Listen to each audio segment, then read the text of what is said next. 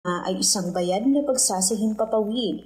Ang pamunuan ng New Gen FM ay walang kinalaman o pananagutan sa anumang opinyon, suhestyon o kuro-kuro na inyong mapapakinggan mula sa tagapagsalita o mga tagapagsalita ng programang ito.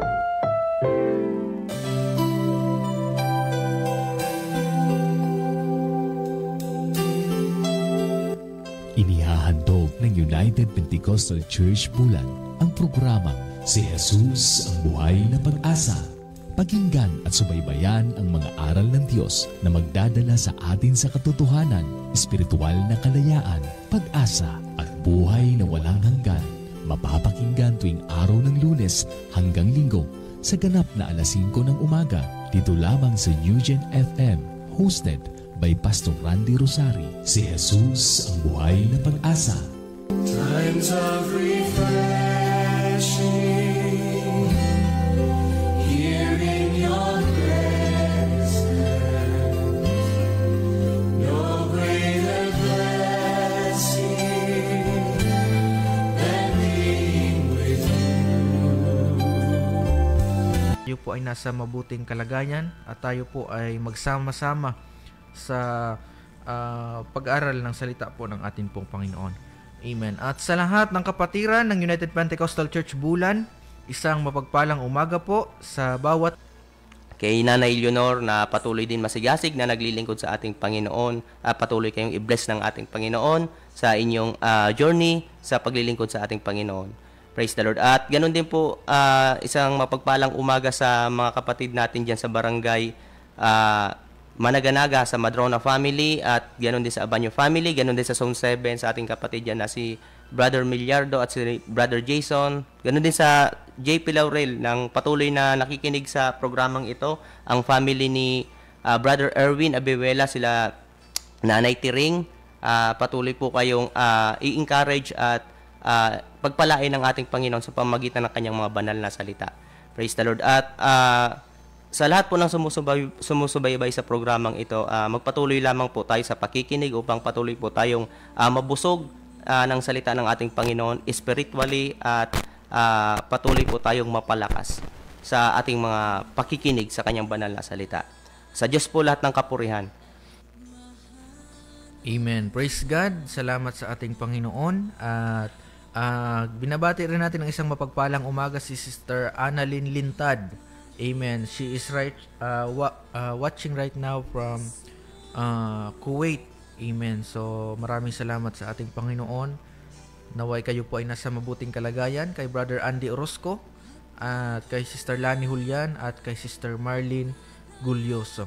Praise God. So sa hindi pagtatagal mga kapatid, tayo po ay magpapasimula na sa ating pong Panginoon sa pag-aaral ng mga salita ng ating pong Panginoon. At sa ating pagpapasimula, hingin muna natin ang kanyang patnubay at gabay sa umagang ito. Tayo po ay manalangin mga kapatid.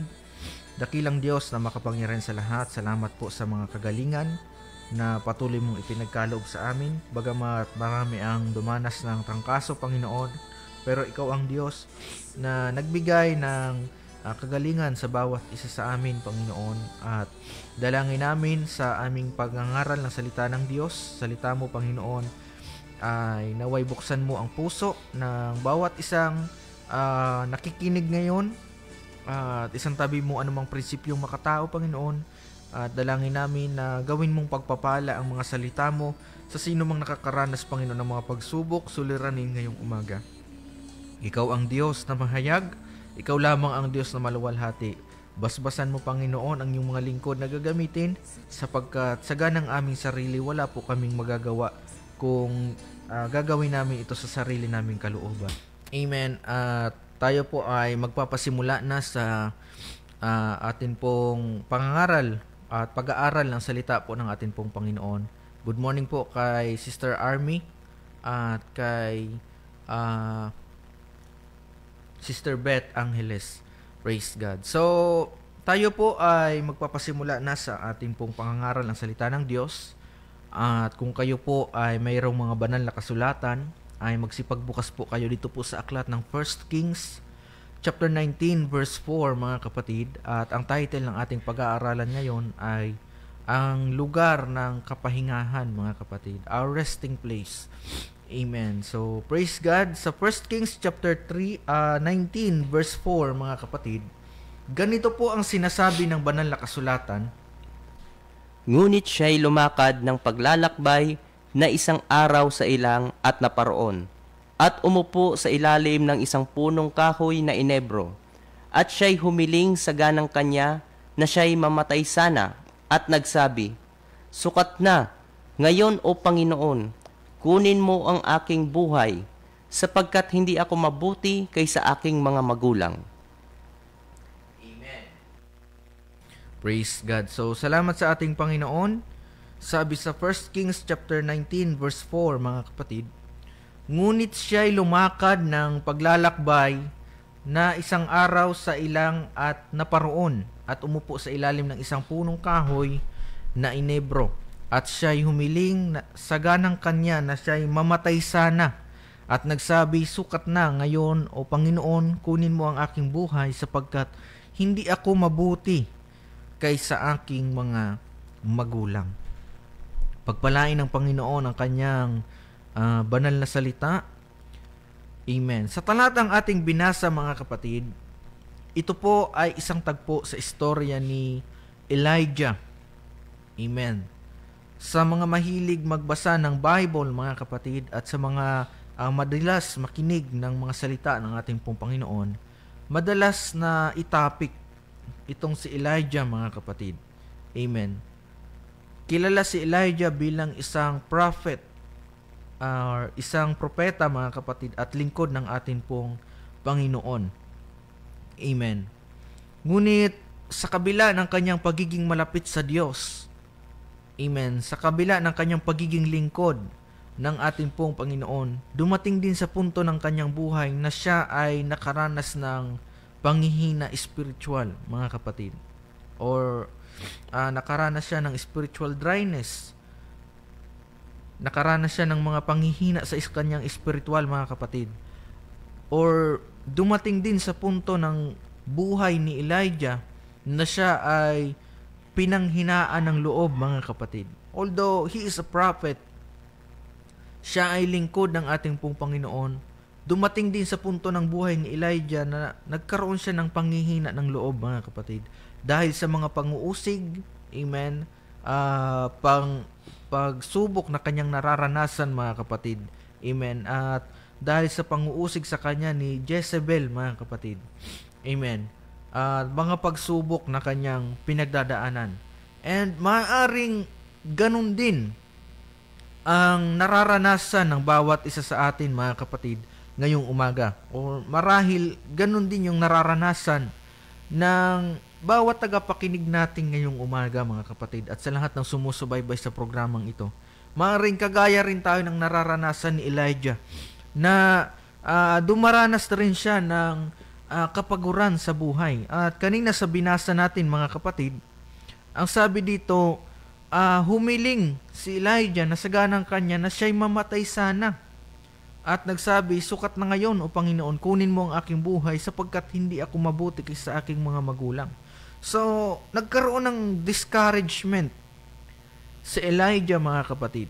Even he is a prophet, dumating sa point ng kanyang buhay, kasabay ng kanyang panghihina, ay dumana siya ng discouragement, mga kapatid. Amen. Disappointment. At hiniling niya na sana ay mamatay na lang siya, mga kapatid. At sana ngayong umaga, amen, nais ipaalala ng Diyos sa bawat isa sa atin na anuman ang ating nararanasan, mga kapatid, or anuman ating mga pinagdadaanan ng mga kapaguran sa buhay, anumang ating mga pinagdadaanan ng pagsubok, mga kapatid, anuman ang mga nararanasan nating mga bagay na nagdudulot sa atin ng pagkadismaya, lagi nating tatandaan na mayroong Diyos na nagmamalasakit sa atin, mga kapatid. Praise God. So, kagaya ni Elijah, maaaring nararanasan din natin yung mga uncomfortable things. Amen. Si Elijah, kilala siya bilang prophet, mga kapatid. Lahat ng kanyang sabihin ay ino-honor ng Diyos. Amen. Nung sabihin niya na hindi uulan, hindi talaga umulan, mga kapatid. Praise God. Pero dumating sa punto na nung si Elijah ay nanghina dahil sa mga pag-uusig at discouragement, mga kapatid, hiniling niya na sana mawalan na siya ng buhay. At sana wag mangyari sa atin ang ganon, mga kapatid. Praise God. Na sa panahon na tayo ay nawawalan ng pag-asa sa mundo, sa panahon na tayo ay dumaranas ng mga pagsubok, sa panahon na tayo ay dumaranas ng mga pang-uusig, huwag nating gawing konklusyon na sana ay mawalan na tayo ng buhay, mga kapatid. Amen. Because ang buhay ni Elijah, kung pag-aaralan natin ito, mga kapatid, although he is dumaan siya sa maraming mga pagsubok, pero makita natin yung grace ng Panginoon na palaging sumasa kanya. Kaya sa panahon na tayo dumaranas ng mga kabiguan sa buhay, lagi nating tatandaan na mayroong Diyos na nagmamalasakit sa atin. So ano ang paanyaya ng Bible sa panahon na tayo ay dumaranas ng mga pagkapagod, mga kapatid? Amen. Maaaring pagod na tayo sa buhay, mga kapatid. Pagod na tayo sa pamilya. Pagod na tayo sa ating mga nararanasan, mga kapatid.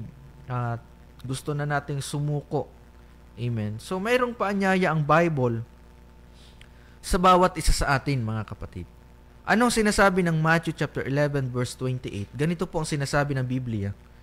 Magsiparito sa akin, kayong lahat na nangapapagal at nangabibigat ang lubha, at kayo'y aking papagpapahingahin. Amen. Magsiparito sa akin kayong lahat na nangapapagal at nangabibigat ang lubha, at kayo'y aking pagpapahingahin. Mga kapatid. So, paanyaya ng Diyos sa bawat isa sa atin na nakakaranas ng mga kapaguran sa buhay, mga kapatid, at mga kabigatang pinapasan, na lumapit tayo sa atin pong Panginoon. Amen? Pinakamainam na desisyon na sa panahon na tayo ay dumaranas ng pagsubok, dumaranas tayo ng mga problema, mga kapatid, dumaranas tayo ng mga kabiguan sa buhay. Amen. Lahat tayo ay dumadaan sa mga kabiguan. Lahat tayo ay dumadaan sa mga pagsubok, mga kapatid. At patunay yan na hindi sa lahat ng pagkakataon ay constant yung sitwasyon na ating pinagdadaanan. Maring ngayon okay tayo, mga kapatid, or kahapon okay tayo, pero ngayon bigla na lang may dumating na problema. Amen. Maaring okay tayo kahapon, pero bigla na lang dumating yung alalahanin. Amen. Or maaring yung ating nararanasan na uncomfortable situation ay nagdudulot na sa atin ng panghihina ng loob, mga kapatid. Praise God. So, ang pinakamainam na desisyon na sa panahon na tayo ay dumaranas ng mga pagsubok, amen, ay sa Diyos tayo lumalapit, mga kapatid. Or Diyos ang una-una nating nilalapitan. Dahil siya ang nag-guide sa atin papunta sa tamang tao na dapat nating lapitan, mga kapatid. Amen. At higit sa lahat, mayroong pangako ang Diyos na mayroong kapahingahan kapag tayo ay lumapit sa atin pong Panginoon. Usually kasi kapag ang tao ay nalulugmok sa problema, mga kapatid, kapag hindi siya sigurado sa kanyang nilalapitan, minsan yung payo sa kanya ng kanyang nilapitan is mali, mga kapatid. Amen. Halimbawa, may problema ka, tapos ang nilapitan mo ay hindi naman kilala ang Diyos. Ang una-unang ipapayo sa iyo niyan is uminom, mga kapatid. Magbisyo. Amen. Mag-take ng bisyo, mga kapatid. Amen. Na sa tingin mo, akala mo nasusolusyonan, pero hindi naman, mga kapatid. Mas lalo pang lumalala. Amen. So, ang pinakamainam or pinakamatalinong gawain ng isang tao kapag siya ay dumaraan sa mga pagsubok, ang una-una niyang nilalapitan ang Diyos. Dahil unang-una, nangako ang Diyos na mayroong kapahingahan. At pangalawa, mga kapatid, dahil igaguide tayo ng Diyos papunta sa mga tamang tao na atin pong lalapitan. Mahirap kasi kapag umasa tayo sa sarili nating kaunawaan, mga kapatid, o sa sarili nating kakayanan para lutasin ang mga problema sa sarili nating kaparaanan. Kaya nga kapag tayo ay nabigo dahil yung problema na hindi natin kayang i-handle ay nilutas natin sa sarili nating kaparaanan, nagdudulot ito sa atin ng depression. At kagaya ni Elijah, mga kapatid, madalas na nagiging konklusyon ng iba is magpakamatay na lang. Amen. Pero ang paalala ng Diyos, lumapit sa Kanya tayong lahat na nangapapagal at nangabibigat ang lubha, at tayo'y bibigyan ng Panginoon ng kapahingahan. Amen. So may mga problema tayo na hindi natin kayang solusyonan sa sarili nating kaparaanan. Minsan or madalas sa halip na masolusyonan ay mas lalo pang lumalala. Or minsan ang mga taong nilalapitan natin ay binibigyan pa tayo ng maling payo na nagdudulot din sa atin ng maling pagpapasya. At kapag mali ang ating pagpapasya, mga kapatid, mali din yung resulta ng ating ginagawa. Kaya mainam na sa Diyos tayo lumapit. Amen? Isang guni muna natin sa ating Panginoon. At hayaan natin na kumilos ang Diyos. Hayaan natin, mga kapatid, na bigyan tayo ng guidance ng ating pong Panginoon. And maaring sa panahon na tayo ay dumaranas ng mga kapaguran dahil sa mga problema, maaring kaparaanan niya ng Diyos, mga kapatid, para tayo ay lumapit sa Kanya. Amen? Sabi nga ng Biblia in Romans, mga kapatid, ang lahat ng bagay ay gumagawa na magkakalakip, mga kapatid, at magkakasama sa ikabubuti. Amen? All things work together for good. Amen. To them that love God. So, maaring yung mga nararanasan natin is mayroong purpose ang Diyos. Bakit nangyayari sa atin ito, mga kapatid? Maaring paraan niya ng Diyos para tayo ay makapakinig ng ganitong pangangaral, mga kapatid, at tayo ay encourage na panahon na para maglingkod sa ating Panginoon. Amen. Talikuran yung mga mali nating ginagawa, talikuran yung mga bisyo, mga kapatid. Amen. At magkaroon tayo ng pagbabagong buhay sa atin pong Panginoon. Praise God. 1 Peter chapter 5 verse 7, ganito pong sinasabi ng Biblia. Na inyong ilagak sa Kanya ang lahat ng inyong kabalisahan, sapagkat kayo'y ipinagmamalasakit niya. Amen. Na inyong ilagak sa Kanya ang lahat ng inyong kabalisahan, sapagkat kayo'y ipinagmamalasakit niya. Amen. So kung mayroon mang unang-unang nagmamalasakit sa atin, mga kapatid, walang iba kundi ang atin pong Panginoon. Kaya nga, paalala ng Bible na anuman na ating nararanasan, mga kabalisahan man ito, mga kapatid, ilagak natin ito or ibigay natin sa atin pong Panginoon. Sa lahat ng mga bagay na nagpapabalisa sa atin, mga kapatid, mga alalahanin, mga bagay na hindi natin kontrolado, ang sabi ng Biblia, ibigay natin ito sa ating Panginoon. Dahil siya ay nagmamalasakit sa atin. At maaaring magtatanong ang iba, kung talagang nagmamalasakit ang Diyos, bakit niya tayo bibigyan ng paghihirap? Amen. So, yan yung madalas na tanong ng mga taong hopeless, mga kapatid. Amen. Yung talagang ultimo ang ating Panginoon ay pinagdodudahan na, mga kapatid. Amen. Sasabihin, kung talagang nagmamalasakit sa amin ang Diyos, bakit niya binibigyan kami ng paghihirap na sobrang tagal? Halos taon na namin itong dinadala. Halos mawalan na ako ng pag-asa. Kung talagang nagmamalasakit ang Diyos, bakit niya binibigay ang ganitong paghihirap? Mga kapatid, maraming dahilan bakit natin nararanasan ang mga bagay na hindi komportable, mga kapatid.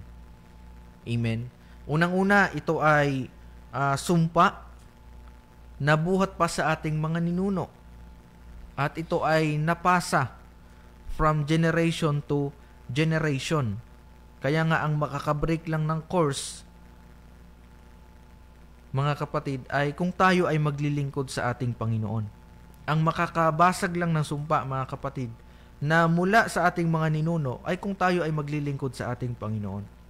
Amen. Pero kung choice natin na maipasa pa sa atin at ipasa pa natin sa iba, sa mga susunod pa na generation, choice na natin yun, mga kapatid. Praise God. So, unang-unang dahilan, bakit nararanasan natin ang mga bagay na hindi komportable? Unang-una, ito ay dulot ng sumpa dahil sa mga pagsuway ng ating pong mga ninuno, mga kapatid. At ito ay napasa from generation to generation hanggang sa generation natin ngayon. Amen. At ang makakabreak lang nito, kung tayo ay maglilingkod sa atin pong Panginoon. Amen. At nung napasa ito from generation to generation, walang nagawa ang Diyos, mga kapatid, kung ito ay mangyari sa atin dahil bunga ito ng maling nagawa ng ating mga magulang. Amen.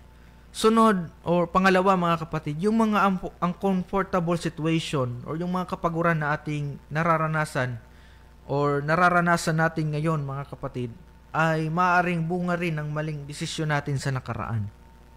Amen. And again, hindi po kasalanan ng Diyos kung nangyari ang bagay na ito sa atin dahil batas ng Biblia na kung ano man ang ating itinanim, yun din ang ating aanihin. Amen. So yung uncomfortable situation na ating nararanasan ngayon, maaaring bunga ito ng maling desisyon na ginawa natin before, mga kapatid. Amen. At panghuli, mga kapatid, maaaring nangyayari ang mga bagay na ito para subukin ang ating pananampalataya. Kung alam naman natin sa ating sarili na naglilingkod naman tayo sa ating Panginoon, tapos nararanasan natin yung mga uncomfortable situation at nakakaranas tayo ng kapaguran sa paglilingkod sa ating pong Panginoon, nakakaranas tayo ng mga pagsubok, mga kapatid, maaaring paraan ito ng Diyos para tayo ay i-test yung ating pananampalataya. Kagaya ni Job, mga kapatid, wala naman siyang naaalalang atraso niya sa ating pong Panginoon. Pero ang purpose ng Diyos bakit nangyari sa kanya yung mga bagay na nagdulot sa kanya ng hindi komportableng sitwasyon ay para subukin ang kanyang pagtatapat at pananampalataya sa ating Panginoon. So yan yung tatlong dahilan, mga kapatid. Unang-una, yan po ay bunga ng sumpa sa ating mga magulang, kaya tayo ay dumaranas ng mga pagsubok. Kaya wag nating questionin ang Diyos na kung talagang nagmamalasakit ang Diyos, bakit siya nagpapahintulot ng ganitong mga pagsubok? Bakit anya nararanasan ng tao yung ganitong mga problema, mga kapatid? Unang-una, yan po ay dulot ng pagsuway ng ating pong mga magulang. Amen? Mga ninuno, mga kapatid. At yan po ay napasa from generation to generation. Amen? At kung tayo ay maglilingkod ngayon, pwede pang mabago ang sitwasyon, mga kapatid. Amen? Kung tayo ay maglilingkod ngayon, pwedeng baguhin ng Diyos ang sitwasyon na yan, mga kapatid. Amen? Dahil, kagaya nga ng sabi ko kanina, maaaring kaparaanan niya ng Diyos para tayo ay maglingkod na sa atin pong Panginoon. At pangalawa, mga kapatid, yung mga nararanasan nating uncomfortable situation ngayon, maaaring bunga yan ng pagsaway natin or maling desisyon na ginawa natin before, mga kapatid. At hindi tayo pwedeng mag-question sa ating Panginoon dahil ang batas ng Biblia, kung ano man ang ating itinanim, yun din ang ating aanihin, mga kapatid. At hindi po pwedeng mangialam ang Diyos sa ating mga pagpapasya, mga kapatid, dahil mayroon tayong free will.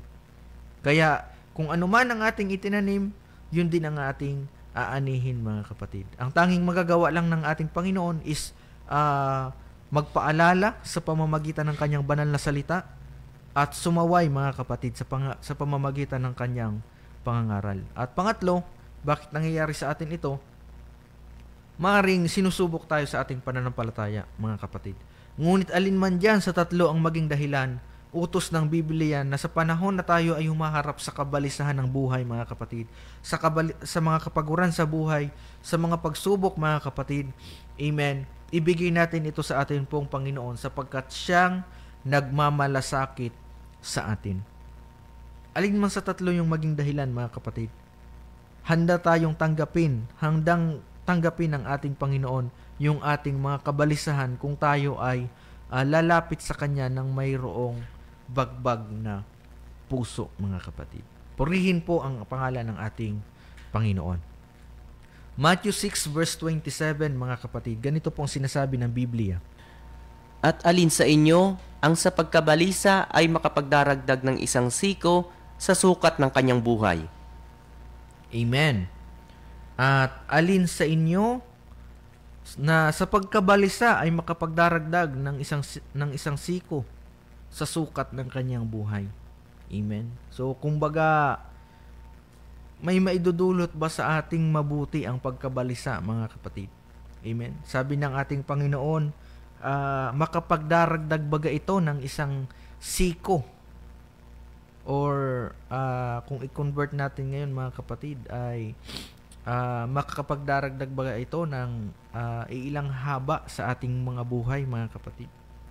Amen.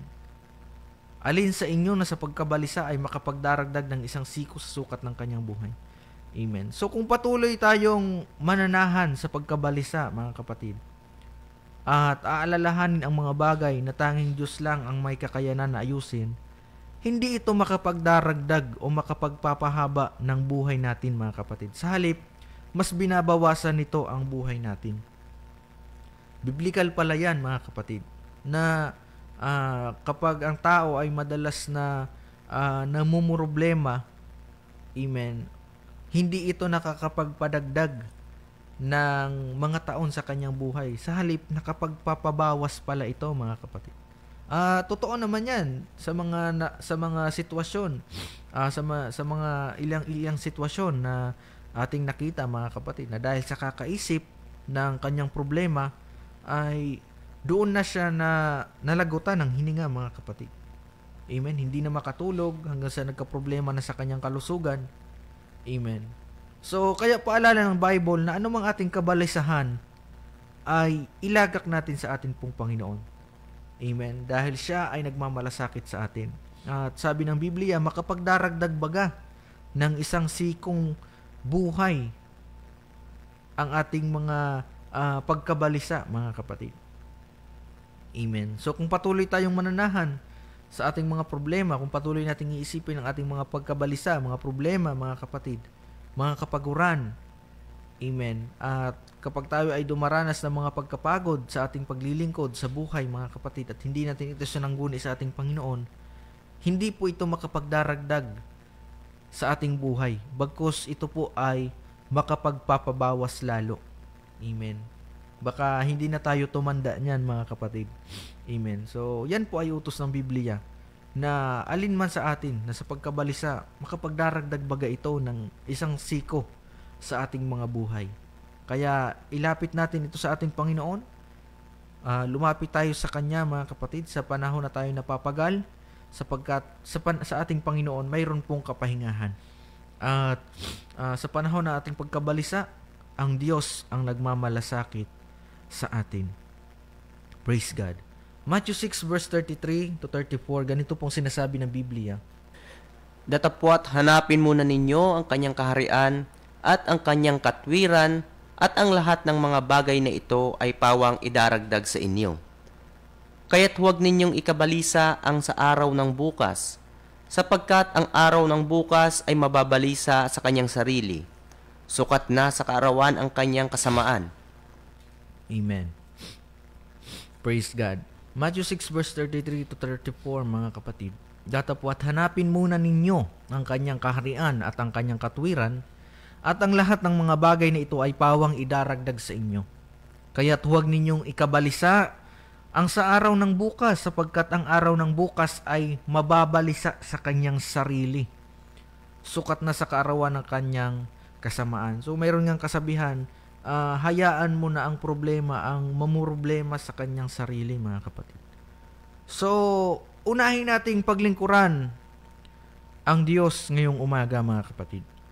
Isantabi muna natin ang ating mga makataong kapilosopuhan, dahil kahit kailan hindi naman yan makakatulong, mga kapatid, sa ating mga problema. Amen. Binibigay natin yung pinaka-best solution, walang bayad, mga kapatid. Amen. Pero ayaw na bang tanggapin, mga kapatid? Why? Dahil mayroong mga kapilosopuhan na dinadala, mga kapatid. Amen. Maaring may mga dumaranas ng karamdaman. So, ang payo ng Biblia is tayo ay maglingkod sa ating Panginoon, mga kapatid. Dahil ang Diyos ay nagbibigay ng kagalingan. Pero mas pinipiling gumastos ng gumastos kaysa sa unahin yung paglilingkod sa ating Panginoon, mga kapatid. Amen. Kahit kailan, hindi po yan makakatulong sa atin yung ating mga kapilosopuhan, mga kapatid. Yung ating mga prinsipyong makatao, hindi yan makakatulong para lutasin ang ating pong mga problema. Amen. Kung tayo ay mananahan sa ating mga pride, na wala naman sa ayos, wala naman sa hulog, mga kapatid, mas lalo niyang palalalain ang mga sitwasyon na atin pong pinagdadaanan ngayon. Pero ang Biblia ay patuloy na nag-i-encourage sa bawat isa sa atin, mga kapatid. Na sa panahon na tayo dumaranas ng pagsubok, hanapin natin ang kaharian ng ating Panginoon, hanapin natin ang kalooban ng Panginoon, hanapin natin ang katwiran ng ating pong Panginoon. Dahil kapag inuna natin yan, mga kapatid, lahat ng mga bagay ay pawang idaragdag sa atin. Napaka-ironic nga, mga kapatid, Brother Raymar, na masyadong napaka-ironic kasi inaawit natin yung seek ye first the kingdom of God sa relihiyon tuwing umaga, mga kapatid. Pero kapag niyayaya na natin maglingkod sa ating Panginoon, sasabihin, saka na kapag may oras na. Amen? Halos sa ulado nga natin yung kantang yan, mga kapatid. Pero pag niyaya natin maglingkod sa ating Panginoon, saka na. Or maglilingkod lang kapag may okasyon, mga kapatid. Praise God. So, unahin nating paglingkuran ng ating pong Panginoon. At sabi sa verse 34, huwag nating ikabalisa ang mga araw ng bukas sapagkat ang araw ng bukas ay mababalisa sa kanyang sarili. Amen. Sabi nga sa isang kasabihan, huwag mong problemahin ang problema. Hayaan mong ang problema ang mamroblema sa kanyang problema, mga kapatid. Praise God. So, biblical pala yan, mga kapatid. Minsan, sa pagkakaroon natin ng mga prinsipyong makatao, mas lumalala ang sitwasyon na ating pinagdadaanan. Minsan, kalooban na ng Diyos na tayo ay lumapit sa Kanya, pero dahil sa mga prinsipyo natin, nahahadlangan tayo. Kaya yung mga problema, mas lumalala dahil nilulutas lang natin sa sarili nating kakayanan at hindi natin isinasali ang Diyos, mga kapatid. Sundin natin ang kalooban ng Panginoon. Maglingkod tayo sa Kanya ngayon, magsuko tayo ng buhay sa Kanya ngayon, mga kapatid, at hayaan natin na kumilos ang Diyos sa buhay natin. Praise God. Purihin ang pangalan ng ating Panginoon. So, maaaring yung mga kapaguran na ating nararanasan ngayon, paraan na yan ng Diyos, mga kapatid, para tayo ay maglingkod sa Kanya. Amen? Dahil kung patuloy lang tayong magbabalik-balik sa relihiyon, hindi naman yan dadalhin ng relihiyon, mga kapatid. Hindi naman yan naalisin ng relihiyon. Wala namang relihiyon na makalulutas ng problema ng tao. Tanging Diyos lang, mga kapatid. Amen? Maaaring ang problema mo ay sa sarili mo. Tapos, masyado kang panatiko sa relihiyon. Hindi ang relihiyon ang makapagbabago sa iyo, mga kapatid. Amen? Kaya pansinin natin, may mga taong balik-balik sa relihiyon, pero palabisyo pa rin. Amen. Paglabas ng pintuan ng simbahan, mga kapatid, umuusok yung bibig sa sigarilyo. Amen. Pagkatapos magsimba, kasi iba yung nagsimba sa sumamba, mga kapatid. Kapag nagsimba ka, is umattend ka lang, mga kapatid. Pero pag nagsamba ka, you express worship to the Lord. So, yung mga kung talagang relihiyon ang basihan para mabago ang tao o para maalis ang problema ng tao, bakit balik-balik tayo sa relihiyon, pero paglabas natin, bisyo pa rin yung pinupuntahan natin, mga kapatid. Amen. Wala namang nababago sa atin. Praise God. So, isalin natin ang Diyos sa lahat ng ating mga pinagdadaanan, mga kapatid. In good times or in bad times, isali natin ang ating Panginoon. Hindi maganda na sa panahon lang ng mabuting sitwasyon tayo, or sa panahon lang na nakakaranas tayo ng mga uncomfortable situation, sinasali natin ang Diyos. That is unfair, mga kapatid. Praise God. So, masakit sa Diyos na tinatawag lang natin siya kapag mayroong rimalaso, mga kapatid. Pero, sabi nga sa Biblia, ang Diyos ay hindi nanunumbat. Amen. So, maglingkod tayo sa ating Panginoon ngayon, mga kapatid. Magsuko tayo ng buhay ngayon at hayaan natin na kumilos ang Diyos sa buhay natin, mga kapatid. Praise God. 1 Kings chapter 5 verse 6, ganito pong sinasabi ng Biblia. At siya'y nahiga at natulog sa ilalim ng punong kahoy na inebro.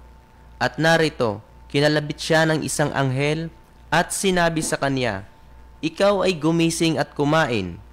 At siya'y tumingin, at narito, nasa kanyang ulunan ang isang munting tinapay na luto sa baga at isang sarong tubig, at siya'y kumain at uminom at nahiga uli.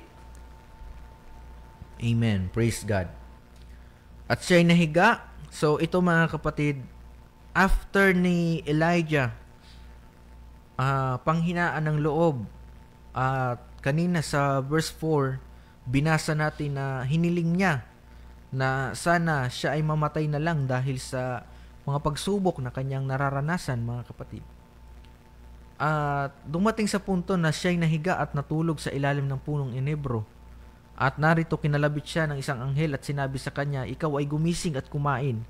At siya'y tumingin, at narito nasa kanyang ulunan ang isang munting tinapay na luto sa baga at isang sarong tubig, at siya'y kumain at uminom at nahiga ulit. So, we see in this verse that even Elijah suffers from disappointment, mga kapatid, at mga kapaguran sa buhay.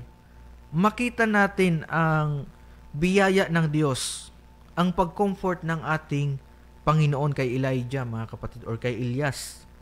Amen? Kanina sa verse 4 ng 1 Kings chapter 19, dahil sa disappointment ay hiniling ni Elias na sana siya ay mamatay na. Pero sa verse 5, dahil sa kanyang disappointment, dahil sa kanyang kapaguran sa buhay, mga kapatid, binigyan siya ng Diyos ng kapahingahan. Amen? Sa verse 5, amen? So, makikita natin dito na hindi solusyon ang pagpapakamatay para tayo ay tumakas sa mga pagsubok. Kasi ang problema dito ni Elijah, mga kapatid, hinahabol siya ni Jezabel para siya ay patayin, mga kapatid. And naghalo-halo na yung kanyang mga nararanasan, mga kapatid. Amen. Marami ng mga pagsubok na pinagdadaanan si Elijah. At nakaranas na siya ng panghihina ng loob at kapaguran sa buhay, mga kapatid. Praise God. At sa verse 4, sabi niya, "Sana mamatay na lang ako dahil hindi ako naging kagaya ng aking mga magulang na naging karapat-dapat." Pero sa verse 5, makita natin dito yung biyaya ng Diyos, mga kapatid. Binigyan siya ng Panginoon ng kapahingahan.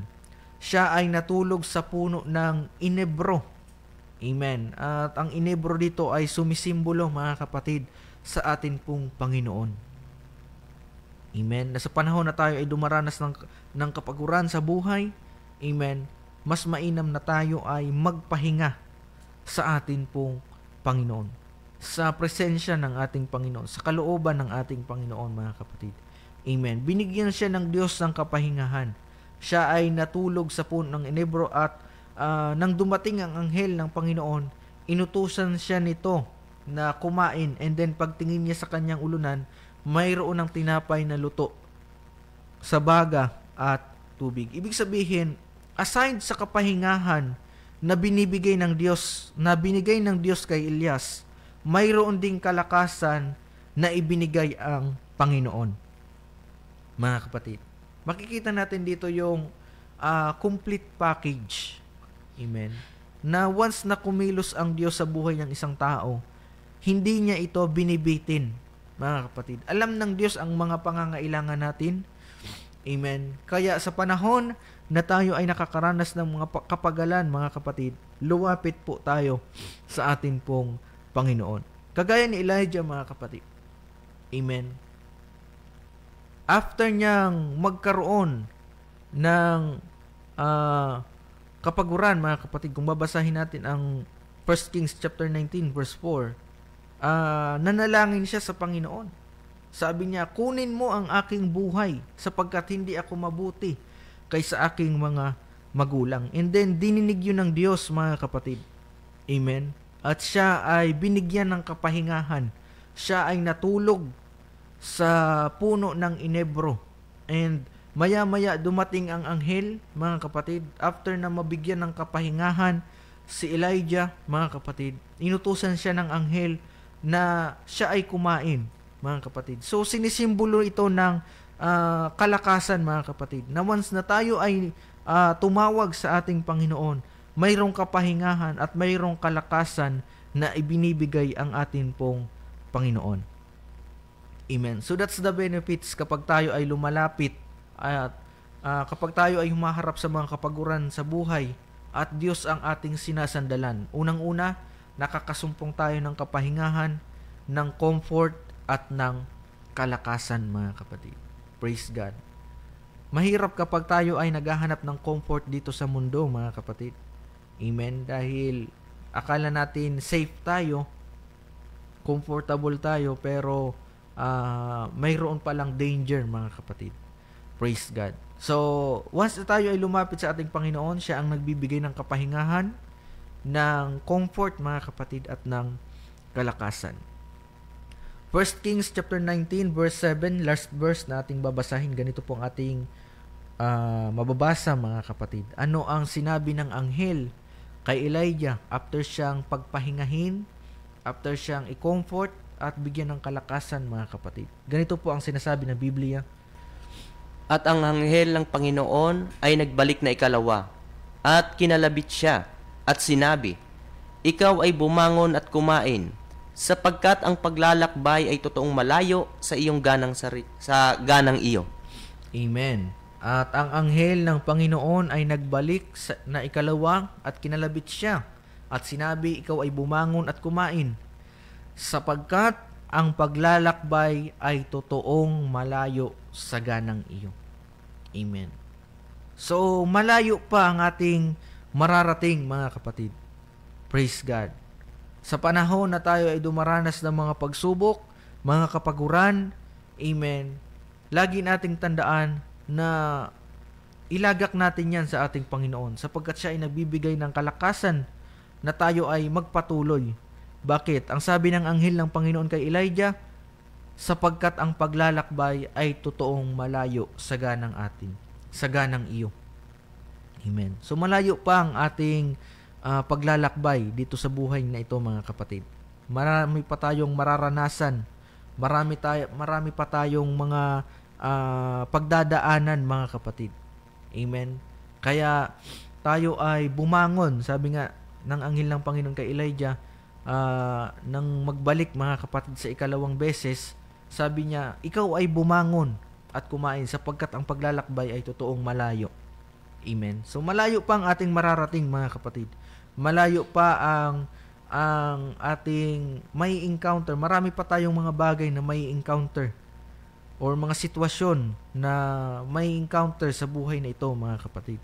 Amen. At sa panahon na tayo nawawalan ng pag-asa, gawin nating sandigan ang ating pong Panginoon dahil si Jesus lamang po ang ating buhay na pag-asa.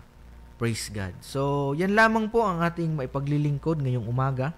At naway ang bawat isa sa atin ay napagpala ng mga salita po ng ating po Panginoon.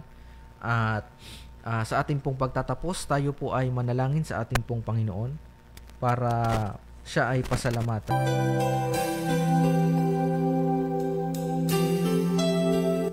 Inihahandog ng United Pentecostal Church Bulan ang programang Si Jesus ang Buhay na Pag-asa. Pakinggan at subaybayan